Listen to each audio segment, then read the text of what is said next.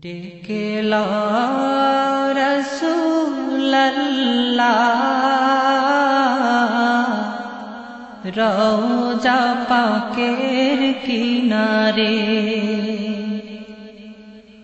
আমি কেঁদে কেঁদে হই গো সারা, ধন্য করো দিদারে। আসসালামু আলাইকুম ওয়া রাহমাতুল্লাহি ওয়া বারাকাতুহু।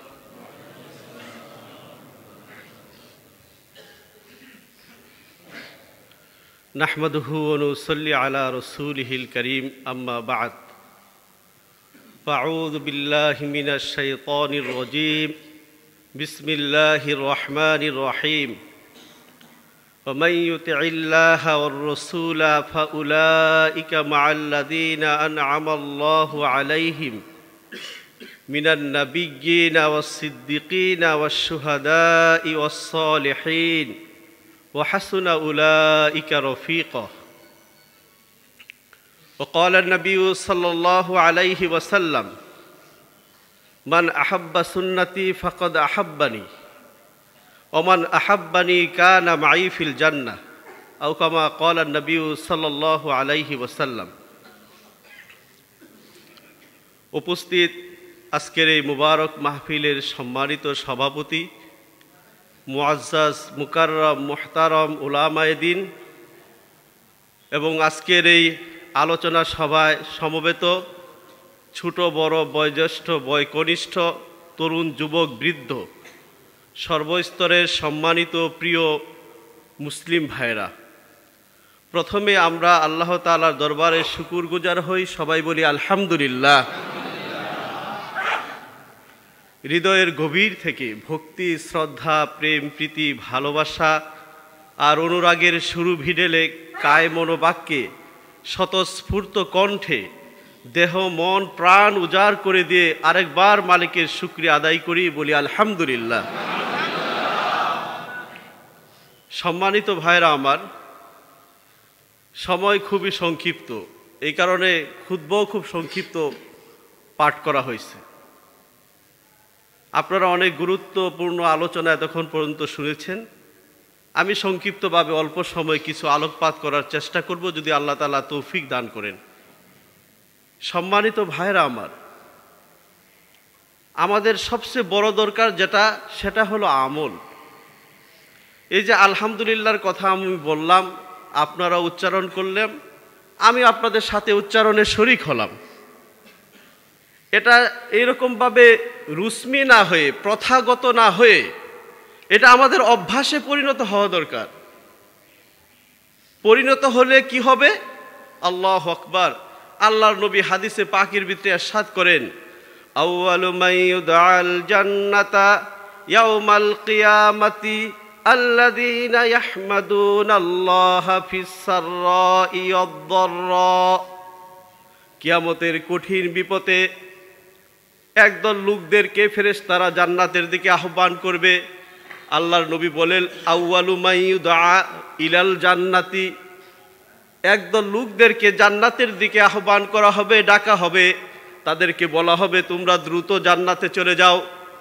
আল্লাহর নবী বলেন, আল্লাযীনা ইয়াহমাদুনাল্লাহা ফিস সাররাই ওয়াদ দাররা, যারা সুখে দুঃখে, বিপদে আপদে, সর্ব অবস্থায় আল্লাহ তাআলার ওয়াজিব ফরজ সুন্নতে মুআক্কাদা আদায় করার পাশাপাশি সর্ব অবস্থায় আলহামদুলিল্লাহকে যারা অভ্যাসে পরিণত করে নিয়েছেন, যারা আলহামদুলিল্লাহ বারবার উচ্চারণ করে আল্লাহ তাআলাকে রাজি খুশি করেছেন, আল্লাহ তাআলার প্রশংসা আদায় করেছেন, আল্লাহর নবী বলেন কিয়ামতের মাঠে এই সমস্ত লোকদেরকে আমার ফেরেশতারা ডেকে ডেকে বলবে, তোমরাই সর্বপ্রথম জান্নাতের দিকে অভিযাত্রী দল। কাজেই আপনি কেমন আছেন? আলহামদুলিল্লাহ। ব্যবসা কেমন চলতেছে? আলহামদুলিল্লাহ। পরীক্ষা কেমন হলো? আলহামদুলিল্লাহ। কি খেলেন? আলহামদুলিল্লাহ।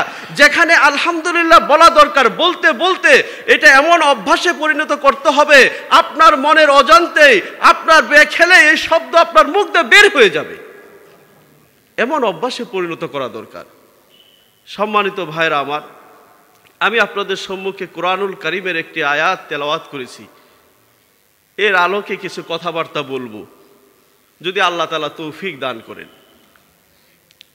আল্লাহর নবীর সাহাবায়ে কেরাম যারা ছিলেন তারা আল্লাহর নবীকে পাগলের মতো ভালোবাসতেন, এত বেশি ভালোবাসতেন পৃথিবীর ইতিহাসে আল্লাহর নবীর সাহাবায়ে কেরামের ভালোবাসার কোনো তুলনা করা যাবে না। পাগলের মতো ভালোবাসতেন। আর ভালোবাসবেন নাই কেন? আল্লাহর নবীকে ভালোবাসা ঈমানের অঙ্গ। আপনি মুমিন হতে পারবেন না যতক্ষণ পর্যন্ত আল্লাহর নবীর ভালোবাসা আপনার অন্তরে বদ্ধমূল না হবে। আল্লাহু আকবার। আল্লাহর নবী বলেন, লা ইউমিনু আহাদুকুম হাত্তা আকুনা আহাব্বা ইলাইহি মিন ওয়ালিদিহি ওয়া ওয়ালাদিহি ওয়ান নাসি আজমাইন। আল্লাহর নবী বলেন, তোমাদের মধ্যে ততক্ষণ পর্যন্ত তোমরা পরিপূর্ণ মুমিন হতে পারবে না যতক্ষণ পর্যন্ত তোমার স্ত্রী, সন্তান, পিতামাতা থেকে, পৃথিবীর যাবতীয় বস্তু থেকে, ধন সম্পদ থেকে আমি নবী মুহাম্মদ সাল্লাল্লাহু আলাইহি সাল্লামকে বেশি ভালো না বাসবা, ততক্ষণ পর্যন্ত পরিপূর্ণ মুমিন হতে পারবে না। আমি যে আয়াত আপনাদের সম্মুখে তেলাওয়াত করেছি, এই আয়াতের ভিতরে এমনই আল্লাহর নবীর এক প্রিয় সাহাবী, আল্লাহর নবীর আশেক, আল্লাহর নবীর পাগল, আল্লাহর নবীর জন্য দেওয়ানা এক সাহাবী আল্লাহর নবীর দরবারে এসে হাজির হয়েছেন। নাম তার সাওবান। হযরতে সাওবান রাদিয়াল্লাহু তাআলা আনহু আল্লাহর নবীর দরবারে এসে বসেছেন। মুখটা অত্যন্ত বিষণ্ণ, চিন্তা, বিষাদ, ক্লান্তি, বিশাল এক বোঝা যেন কে তার কাঁধে চাপিয়ে দিছে। মনটা একেবারে মলিন। আল্লাহর নবী বললেন, সাওবান, তুমি মনে হয় খুব চিন্তিত, বিষণ্ণ, কোনো পেরেশানি আছে নাকি? সাওবান মাথা উঠান না। আল্লাহর নবী বললেন, সাওবান, কি হলো? কথা বলো। তোমার মনটা মনে হয় খুব বেশি খারাপ, তোমার মুখটা খুব মলিন দেখাইতেছে। সাওবান বলেন, ইয়া রাসূলুল্লাহ, একটা কথা বেশ কিছুদিন ধরে আমার মনকে কুরে কুরে খাচ্ছে। বিষাদ ক্লান্তিতে আমার দেহ মন ছেয়ে গেছে। ইয়া রাসূলুল্লাহ, আমি মনে মনে ভাবতেছি, আজ আপনি দুনিয়াতে জীবিত আছেন, আমাদের সম্মুখে উপস্থিত আছেন। আপনার চেহারা মুবারকের দিকে তাকিয়ে দুনিয়ার যত দুঃখ আছে, বেদনা আছে, কষ্ট আছে, সব ভুলে যাই। ইয়া রাসূলুল্লাহ, যেদিন আপনার এই সুন্দর চেহারার মুখচ্ছবি আমাদের সম্মুখে থাকবে না, এই নুরানি চেহারাটা যেদিন আমরা দেখতে পাবো না, সেদিন আমাদের কি অবস্থা হবে? আমরা কি নিয়ে বেঁচে থাকব? প্রিয় ভাইরা আমার, এমনও সময় গেছে সকালে রান্না হয়নি, দুপুরে রান্না হয়নি, রাতে পেটে খাবার যায়নি, পরপর 2-3 দিন সাহাবায়ে কেরাম না খেয়ে থেকেছেন। কিন্তু যেই আল্লাহর নবীর দরবারে এসে ওই পবিত্র চেহারার দিকে তাকিয়েছেন, নুরানি চেহারার দিকে তাকিয়েছেন, সাহাবায়ে কেরাম খুদ পিপাসার কথা ভুলে গেছেন, দুনিয়ার সমস্ত দুঃখ ভুলে গেছেন, যাতনার কথা ভুলে গেছেন, পারিবারিক অশান্তির কথা ভুলে গেছেন, না পাওয়ার কথা ভুলে গেছেন, না খাওয়ার কথা ভুলে গেছেন, সমস্ত আঘাতের কথা ভুলে গেছেন। প্রিয় নবী সাল্লাল্লাহু আলাইহি সাল্লামের চেহারার দিকে তাকিয়ে আল্লাহু আকবার। ভুলে যাবেন না কেন? কেনই বা ভুলে যাবেন না? সহিহ হাদিসে আছে। আল্লাহু আকবার। আল্লাহর নবীর শুধু আদর্শ সর্বোত্তম নয়, শুধু তাই নয়, আল্লাহর নবী সাল্লাল্লাহু আলাইহি ওয়াসাল্লামের যে সৌন্দর্যতা, দৈহিক সৌন্দর্যতা আল্লাহ তাআলা দান করেছিলেন, এটা আল্লাহ তাআলা চাদর দিয়ে ঢেকে রেখেছিলেন। বিশেষ বিশেষ কিছু মুহূর্তে আল্লাহ তাআলা ওনার প্রিয় নবীর সৌন্দর্যতার চাদরের আবরণ খুলে দিয়েছেন, আর সমস্ত পৃথিবী সেই সৌন্দর্যতার সামনে ম্লান হয়ে গেছে, জ্যোতিহীন হয়ে পড়েছে। عن جابر بن سمرة رضي الله تعالى عنه قال رأيت رسول الله صلى الله عليه وسلم في ليلة إضحيان وعليه حلة حمراء فجعلت أنظر إليه وإلى القمر فجعلت أنظر إليه وإلى القمر فجعلت أنظر إليه وإلى القمر فله عندي أحسن من القمر ফালাহুয়া ইনদি আহসানু মিনাল কমার। রাওয়াহু তিরমিজি। বিশুদ্ধ তিরমিজি শরীফে হাদিস বর্ণিত আছে। আল্লাহর নবীর এক প্রিয় সাহাবী, বিখ্যাত সাহাবী, অনেক হাদিস ওনার মাধ্যমে বর্ণিত হয়েছে।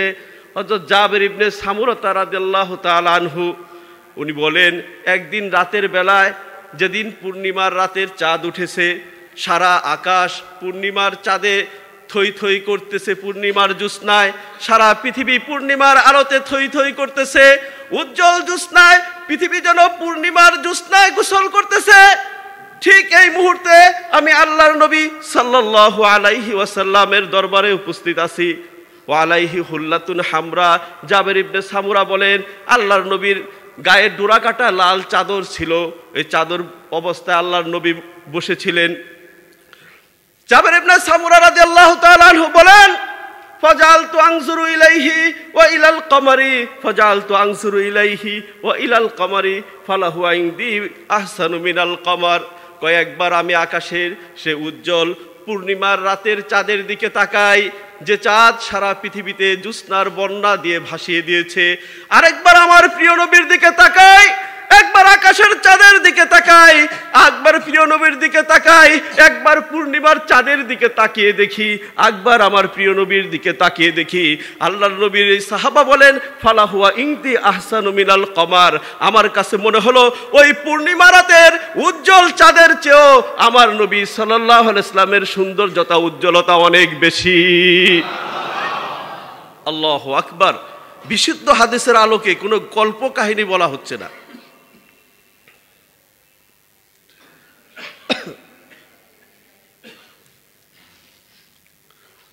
সম্মানিত ভাইরা আমার, এই নবীর জন্য পাগল হবে না কেন, দেওয়ানা হবে না কেন?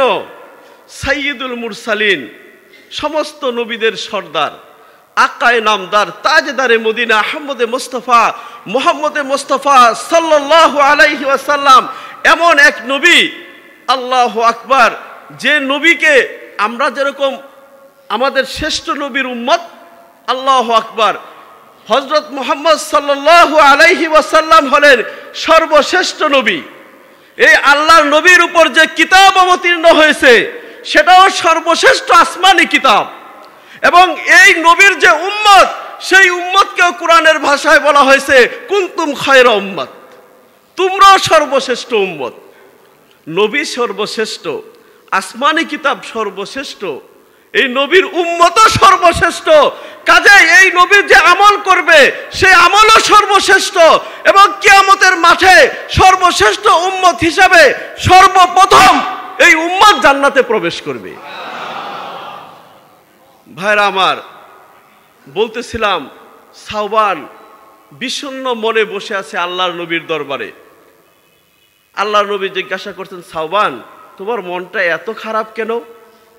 কেন এত বিষণ্ণতা তোমার চেহারাকে আচ্ছন্ন করে রেখেছে? সাওবান বললেন, ইয়া রাসূলুল্লাহ, আপনার এই উজ্জ্বল চন্দ্রর মতো চেহারা দেখে, বরকতি চেহারা দেখে ক্ষুধার কথা ভুলে যাই, পরিবারে ঝগড়াঝাটি হলে, অশান্তি হলে দরবারে নবুয়তে ছুটে আসি, আর আপনার চেহারার দিকে তাকাই, সমস্ত কিছু ভুলে যাই। ইয়া রাসূলুল্লাহ, আপনি যখন দুনিয়া থেকে চলে যাবেন এই এতিম উম্মতদের কি হবে? এই এতিম উম্মতদের কি হবে? কোরআনের আয়াত অবতীর্ণ হয়ে গেল। দোস্ত, আমি যে আয়াত তেলাওয়াত করেছিলাম, আল্লাহ তাআলা জিবরাইল পাঠিয়ে দিলেন, ওহী নিয়ে এসে আল্লাহর নবীর দরবারে উপস্থিত। আল্লাহ তাআলা আয়াত অবতীর্ণ করে দিলেন, ওমাইয়ুতিইল্লাহা ওয়ার রাসূলা ফাউলাইকা মা'আন নাবিয়্যিনা ওয়াস-সিদ্দিকিনা ওয়াশ-শুহাদা'i ওয়াস-সালিহিনা ওয়া হাসুনা উলাইকা রাফীকা। আল্লাহু আকবার। আল্লাহ তাআলা ঘোষণা করে দিলেন, আল্লাহর নবী দুনিয়াতে থাকবেন না। কোন নবী দুনিয়াতে থাকেন নাই চিরদিন, আল্লাহর নবীও চলে যাবেন। তবে যে ব্যক্তি আল্লাহ এবং আল্লাহর নবীর আনুগত্য করবে, অনুসরণ করবে, পায়রবি করবে, তার আদর্শকে জীবন আদর্শ হিসাবে গ্রহণ করবে, এই উম্মত কিয়ামতের মাঠে এই উম্মতের হাসর হবে। সেই উম্মতদের হাসর হবে মান নাবিয়িনা ওয়াস-সিদ্দিকিনা ওয়াশ-শুহাদা'i ওয়াস-সালিহিন। আল্লাহ তাআলা যে নবী পাঠাইছেন সেই নবীগণের সাথে হাসর হবে। সুবহানাল্লাহ বলেন না? ওয়াস-সিদ্দিকিনা সত্যবাদীদের সাথে হাসর হবে, ওয়াস-সালিহিনা নেককারদের সাথে হাসর হবে।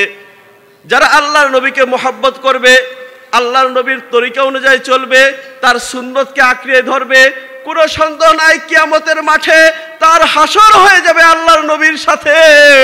আর আল্লাহর নবীর সাথে একবার হাসর হয়ে গেলে আল্লাহর নবী বলেছেন কানা মাই ফিল জান্নাহ, সে জান্নাতে আমার সাথী হয়ে যাবে। আল্লাহু আকবার। আজকে এই একবিংশ শতাব্দীর এই উষালগ্নে বিজ্ঞানের এই উৎকর্ষতা চরম উন্নতির এই যুগে, তথাকথিত অল্ট্রা মডার্নের যুগে আমরা আল্লাহর নবীর আদর্শকে একটু পিছনে ফেলে অনেকটা আধুনিক হওয়ার প্রতিযোগিতায় নেমেছি। সবচেয়ে দুঃখের বিষয় এটাই, কাক নাকি ময়ূরের নাচ শিখতে গিয়েছিল, সেই কারণে কাক তার নিজের স্বাচ্ছন্দ্যময় চলাফেরাও ভুলে গেছে, এই কারণ তাথই তাথই নৃত্য করে।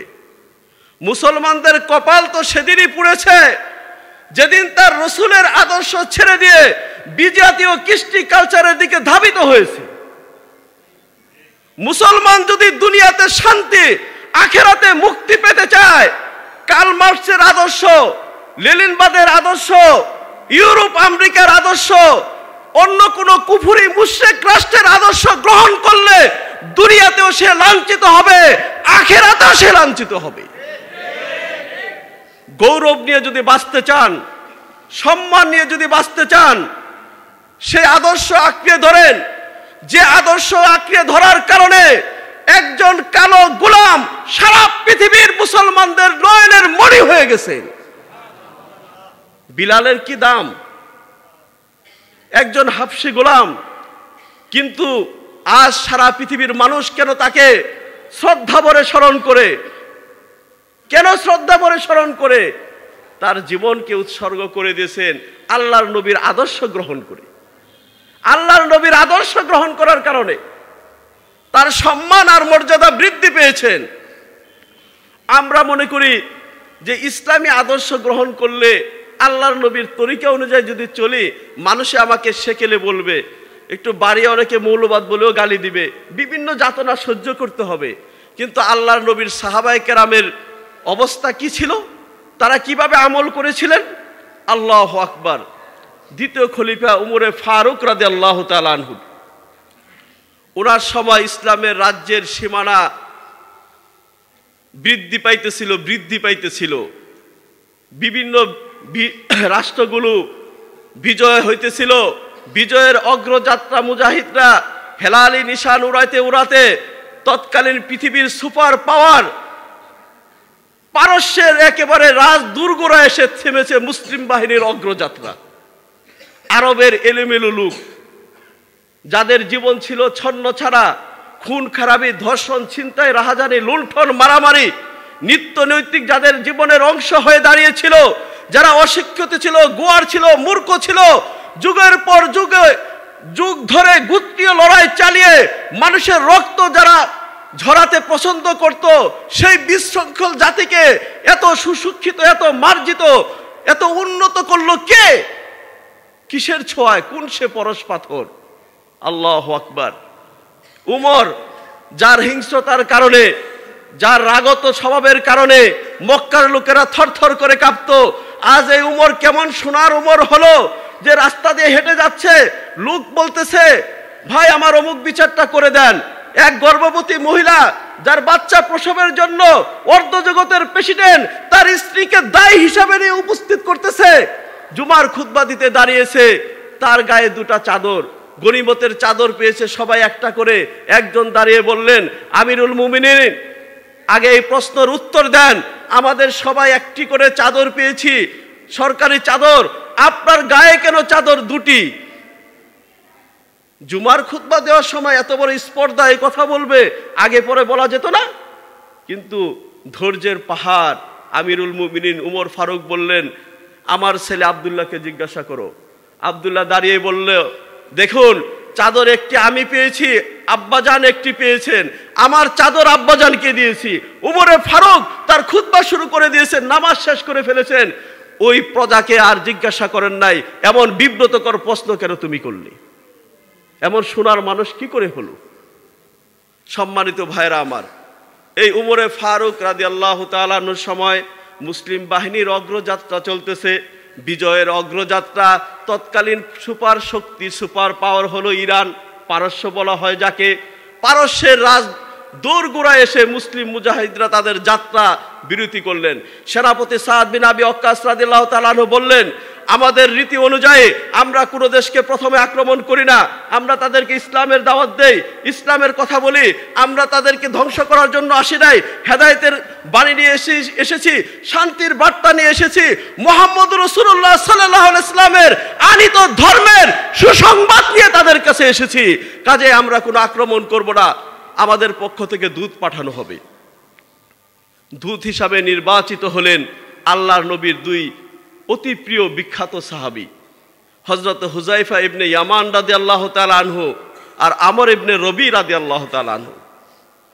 ওনারা রাজদরবারে এসে উপস্থিত, বাদশার সাথে দেখা করবে, আলোচনা করবে, ওনারা দ্বীনের দাওয়াত সেখানে পেশ করবেন। কিন্তু পারস্যের বাদশার রাজরক্ষী যারা ছিল তারা প্রবেশে বাধা দিল, বলল, আপনারা যে জামা পোশাক পরে এসেছেন, এই আজব ধরনের জামা পোশাক পরে পারস্যের বাদশার রাজদরবারে যাওয়া যাবে না।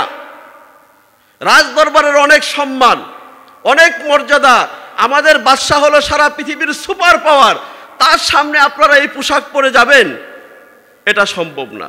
আল্লাহু আকবার।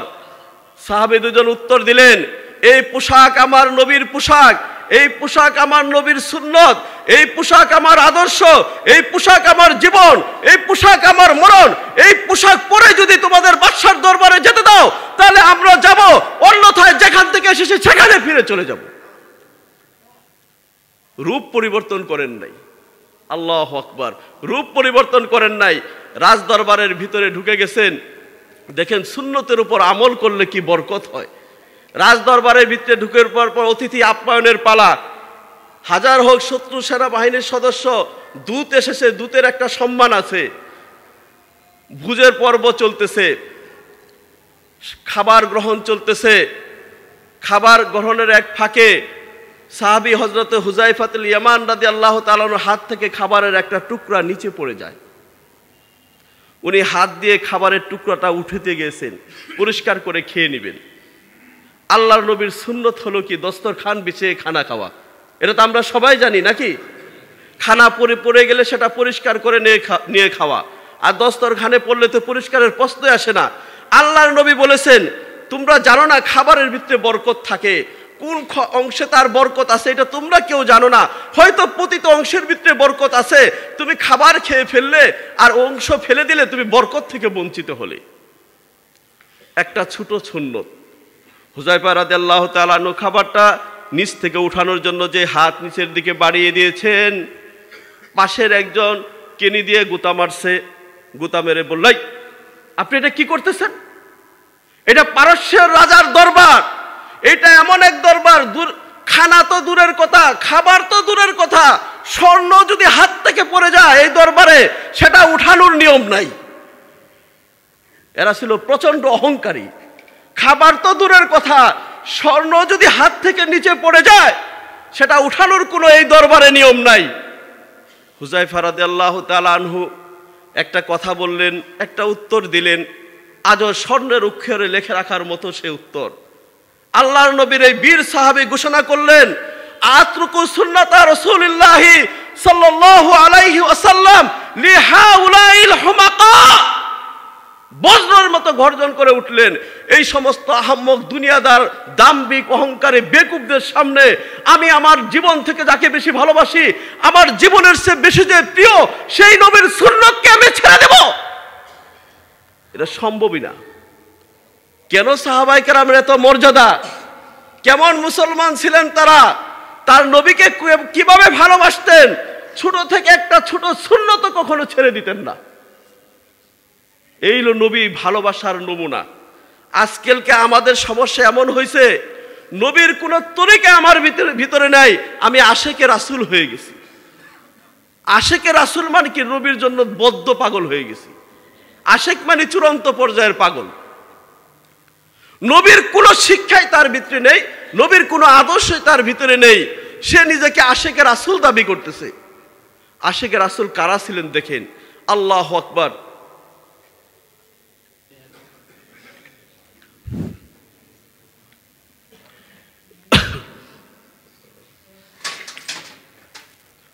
সম্মানিত ভাইরা আমার, কথা কি বুঝে আসতেছে? এমনি বোঝা যায় শব্দগুলো? বন্ধুগণ, আমি আপনাদের সম্মুখে আসলে আমি তেমন কোনো ওয়াইজ বা আলোচকও নই, তো দিনের খাতিরে বিভিন্ন জায়গায় কিছু কথাবার্তা আলোচনা করি, বলি, এই আর কি। আমি আপনাদের খুব কাছের মানুষই। আমার বাড়ি সাদাপুর, এদিক দিয়ে সাদাপুর যে আছে, সাদাপুর আমার বাড়ি, সাদাপুর কাজীপাড়া, অনেকে হয়তো চিনবেন। এদিক দিয়ে আসছি আর কি। ছোটকালে অনেক আসছি, বরাবর হেঁটে আসতাম। তো আমি আপনাদের সম্মুখে যে আলোচনাটা করতেছিলাম, দেখেন আল্লাহর নবীর একজন সাহাবা যিনি পারস্যের দরবারে এসেছেন। আমার বলার উদ্দেশ্য এটা, সারা পৃথিবীর সুপার পাওয়ার, এত ক্ষমতাধর ব্যক্তি, তাদের সম্মুখে এসে তার কথার উত্তরগুলো কীরকম, আর আমাদের ইমানের অবস্থাটা কি? যদি সামান্য একটু বড় লোকের বাড়িতেও যাই, যারা নিম্ন শ্রেণীর লোক আছে, সেখানে গেলেও একটু ভাব পরিবর্তন করে ফেলি। আমাদের রাজদরবারে গেলে তো আমি কি, আমার আদর্শ কি, ওইটা তো জলাঞ্জলি দিয়েই দিই। এরকম কখনো করা যাবে না। কেন সাহাবায়ে কেরামের এত মর্যাদা, কেন তার আশিকে রসুল, এই কথাটাই আমি বোঝাতে চেয়েছিলাম। আর এই সুন্নতের উপর আমল করার কারণে একজন মুমিন বান্দার ইমান কত শক্তিশালী হয়, তার ভিতরে কেমন স্পিরিট আর কুওয়াত পয়দা হয়। এই দরবারে প্রবেশ করার আগে আরেকটি ছোট্ট ঘটনা ঘটেছিল, সেটা যদি আমরা শুনি তাহলে বুঝতে পারবো যে সুন্নতের আমলের স্পিরিট কিরকম, কুওয়াত কিরকম, শক্তি কিরকম, মানুষকে কেমন ক্ষমতাবান করে তোলে। সুন্নতের আমল এমন এক আমল, যে ব্যক্তি সুন্নতের উপর চলবে, পৃথিবীর সমস্ত কিছু তার কাছে তুচ্ছ মনে হবে, আখিরাতের বাদশাহীকে বাদশাহী মনে হবে, পৃথিবীর শক্তি, ক্ষমতা, লোভ, লালসা সবকিছু তার কাছে অতি নগণ্য মনে হবে। আল্লাহু আকবার। দরবারে ঢুকার পূর্ব মুহূর্তে ছোট্ট একটি ঘটনা ঘটে যায়। পারস্যের দরবারের রাজরক্ষী যারা ছিল, এই আরবের দুইজন বেদুইন ব্যক্তি, আরবের মুসাফির মানুষ, এদেরকে দেখে হাসতেছে, বলতেছে, আরে তোমরা আসছো পারস্য বিজয় করার জন্য, আমাদের সাথে লড়াই করার জন্য?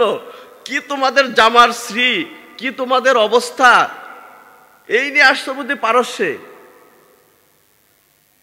রবি ইবনে আমের রাদিয়াল্লাহু তাআলা আনহুর হাতে যে তলোয়ারটা ছিল, উনি তলোয়ারটা বের করে একটু দেখতেছেন।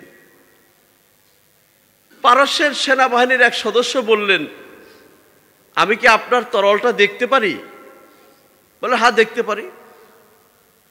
তো তলোয়ারটা রবি ইবনে আমর ওটার ধার পরীক্ষা করতেছিলেন, বিভিন্ন জায়গায় একটু ভেঙে ভেঙে গেছে। তো পারস্যের সেনাবাহিনীর সে সদস্য বলতেছে, এই তলোয়ার নিয়ে তুমি এসেছো পারস্য বিজয় করার জন্য? এ তো বিভিন্ন জায়গায় এবড়ো থেবড়ো, অসমতল, তোমাদের সাহস তো কম নয়।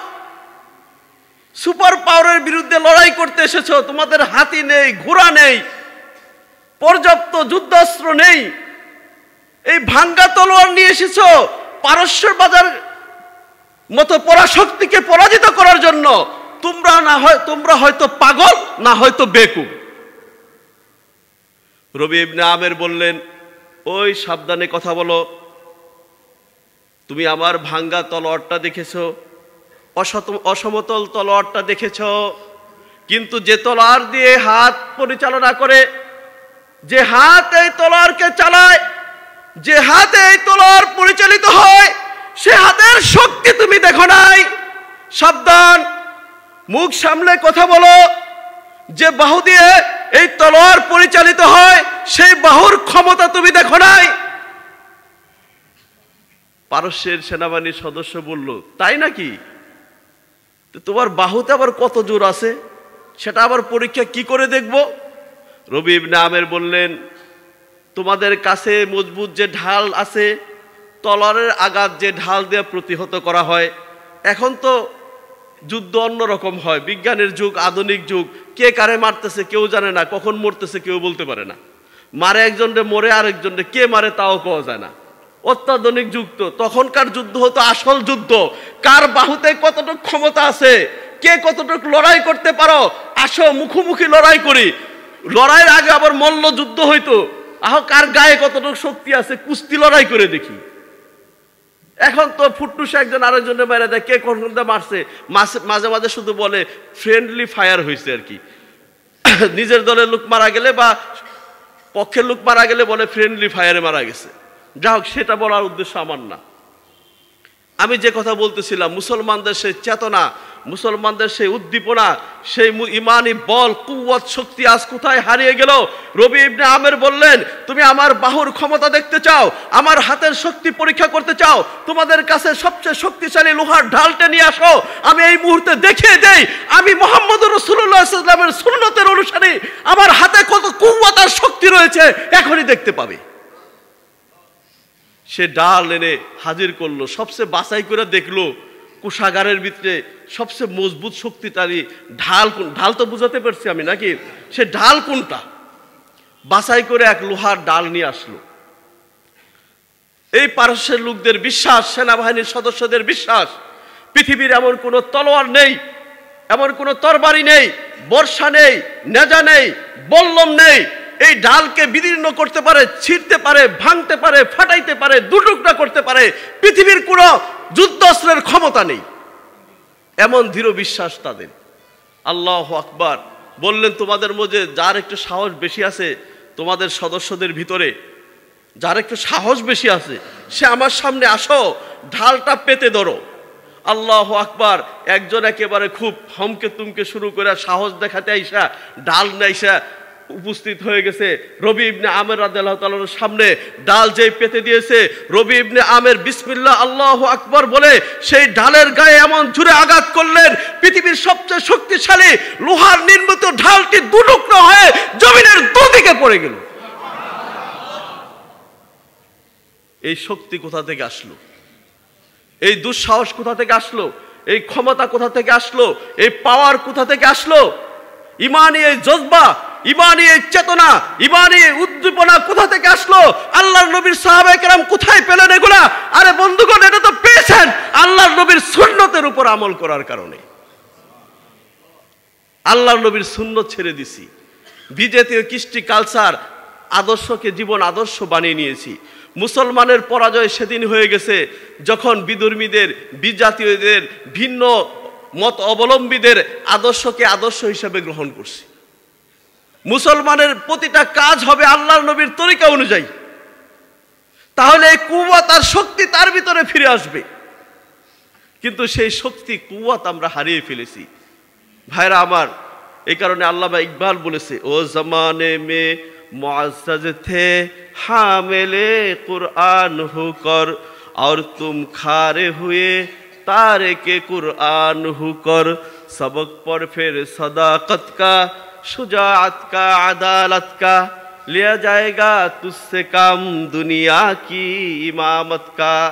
আল্লাহু আকবার। কই সাহাবায়ে কেরাম নিজেদেরকে সম্মানিত করতেন আল্লাহর নবীর শিক্ষা, কোরআনের আদর্শ, আল্লাহর নবীর সুন্নতকে বাস্তবায়ন করার মাধ্যমে গর্ব অনুভব করতেন। তারা ওগুলা পালন করে নিজেদেরকে গর্ব মনে করতেন। তাদের আত্মমর্যাদাবোধ লুকায়িত ছিল আল্লাহর নবীর সুন্নতের ভিতরে। আজকে আমার আত্মমর্যাদাবোধ, আমার গর্ব লুকায়িত আছে ইসলামকে, আল্লাহর নবীর তরিকাকে, আল্লাহর নবীর আদর্শকে অবমাননা করার মধ্যে, না পালন করার মধ্যে। আমি সেখানে তৃপ্তি বোধ করি, আত্মমর্যাদা লাভ করি। তা আমার পরাজয় হবে না। আজকে সারা পৃথিবীতে দুস্থগণ মুসলমানরা উদ্বাস্তু হয়ে ঘুরতেছে। এই সিরিয়ার মুসলমানরা, কয় মিনিট পর্যন্ত বয়ান করব? 4 মিনিট। সারা পৃথিবীর মুসলমানরা উদ্বাস্তু হয়ে ঘুরে, কান্দে ছেলে সন্তান নিয়ে ঘুরতেছে, গাঠি নিয়ে ঘুরতেছে। আরে এরাই তো পারস্য জয় করছে, এরাই তো কিসরাকে হারাইছে, এরাই তো ইরানকে হারাইছে। পৃথিবীর নগরের পর নগর মুসলিম মুজাহিদ বাহিনীর পদতলে পদদলিত হয়েছে, হেলালে নিশান উড়েছে, মুসলমানদের জয় ডঙ্কা বেঁচেছে, সারা পৃথিবীতে মুসলমানদের রাজত্ব হয়েছে। সেই মুসলমানরা কোথায় গেল? আজকেরও তারা এতিম হয়ে গেছে। এতিম হয়েছে এই কারণেই তার নবীর আদর্শ ছেড়ে দিয়েছে, তার নবীর তরিকা ছেড়ে দিয়েছে, কোরআন ছেড়ে দিয়েছে, হাদিস ছেড়ে দিয়েছে, মনে করছে এটা ঐচ্ছিক বিষয়, মানলে হয় না মানলে হয়। আজও যদি মুসলমান কোরআন হাতে তুলে নেয়, কোরআনের শিক্ষা তার বুকে ধারণ করে আল্লাহর নবীর আদর্শকে আদর্শ হিসাবে মেনে নেয়, সারা পৃথিবী আবার মুসলমানদের পদতলে মস্তক অবনত করতে বাধ্য হবে ইনশাআল্লাহ। মুসলমান জেগে উঠুক তার আদর্শ নিয়ে, তার নবীর তরিকা নিয়ে। অর্ধজগৎ শাসন করেছেন উমর, তার এত দাপট কিভাবে হলো? আল্লাহর নবীর তরিকা পালন করার কারণে হলো। সম্মানিত ভাইয়েরা আমার, আমি আপনাদেরকে বুঝাতে চাইতেছিলাম যে জিনিসটা, সেটা হলো আপনি এবং আমি এই দুনিয়ার ক্ষণস্থায়ী জিন্দেগি, এই ক্ষণস্থায়ী জিন্দেগিতে চোখ বন্ধ করলে সব কিছু অন্ধকার। পৃথিবীর এমন কোনো ব্যক্তি নাই, সে যত বড়ই ক্ষমতাশালী হোক, ধনাঢ্য হোক, সে যে ধর্মই অবলম্বন করুক, মৃত্যুর হাত থেকে বাঁচবে, কেউ বাঁচতে পারেনি। আল্লাহ যাদেরকে ভালোবাসতেন, নিজে নির্বাচিত করে নবী হিসাবে পাঠাইছেন, তাদেরকেও আল্লাহ উঠিয়ে নিছেন। আমরা আখিরি জমানার নবীর উম্মত, যে কোনো মুহূর্তে যে কারো মৃত্যু এসে যেতে পারে। আমি যদি আমার নবীকে ভালোবেসে নবীর তরিকা অনুযায়ী জীবন চালিয়ে, যতই কষ্ট হোক, প্রেমের পথে কিছু বাধা আসবেই, কিছু বাধা আসবে, বিঘ্নতা আসবে। আমি একজনকে ভালোবাসবো আর কিছু নিন্দা শুনবো না, একজনকে ভালোবাসবো দুটো কটু কথা শুনবো না, আমি একজনকে ভালোবাসবো আর বিপদ সংকল পথ পাড়ি দিব না। ভাই, দুনিয়ার একজন আরেকজনের প্রেমে পড়ে শেষ পর্যন্ত সুসাইড পর্যন্ত করে ফেলে, আত্মহত্যা পর্যন্ত করে ফেলে, ঘর বাড়ি ছেড়ে কোথাও চলে যায়, একজন আরেকজনের প্রেমে পড়ছে এই ক্ষণস্থায়ী প্রেমের জন্য। আর আপনি আখিরি জমানার নবীকে ভালোবাসবেন, আল্লাহর নবীকে মোহাব্বত করবেন। কেউ আপনি একটু গালি দিতে পারে, কেউ একটু বাঁকা চোখে দেখতে পারে, কেউ উপহাস করতে পারে, কেউ একটু ঠাট্টা করতেই পারে, বিভিন্ন ধরনের কথা বলতে পারে।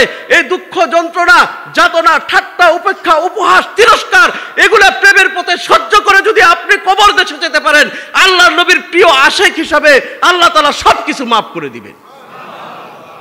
কেউ একটা ঠাট্টা বিদ্রুপ করতেই পারে, উপহাস করতেই পারে, আল্লাহ সবকিছু মাফ করে দিবেন।